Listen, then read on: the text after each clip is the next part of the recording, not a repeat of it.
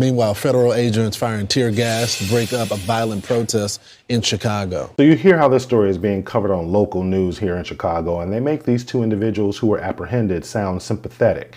You've got the mother crying. You got this entire mob of people who are gathering, and they're throwing things at law enforcement, and then tear gas is obviously dispersed because they're trying to get crowd control. But this same story was reported on another network. Meanwhile, federal agents firing tear gas to break up a violent protest in Chicago. A standoff in the street happening after two illegal migrants from Venezuela were arrested for allegedly ramming their vehicle into a Border Patrol SUV. Pritzker blasting federal agents for using tear gas to disperse violent crowds of anti-ICE rioters. Pritzker saying, quote, ICE is recklessly throwing tear gas into our neighborhoods and busy streets. The Trump administration must stop their deployment of dangerous chemical weapons into the air of peaceful American communities. So even in the first report, you hear them talk about how this mob gathered, they're throwing things at law enforcement, and that's what prompted ICE to disperse the tear gas. But when you listen to Governor Pritzker,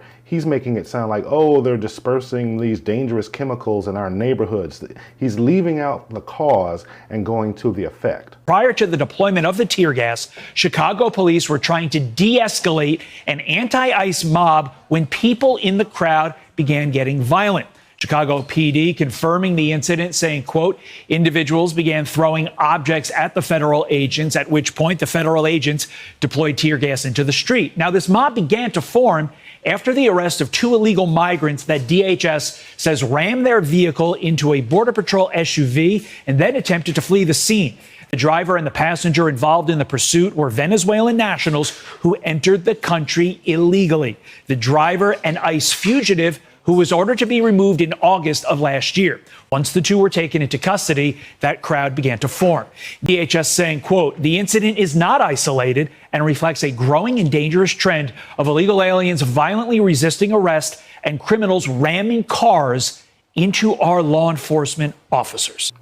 So let's back up for a minute and let's look at the two individuals who were in this car chase with ICE.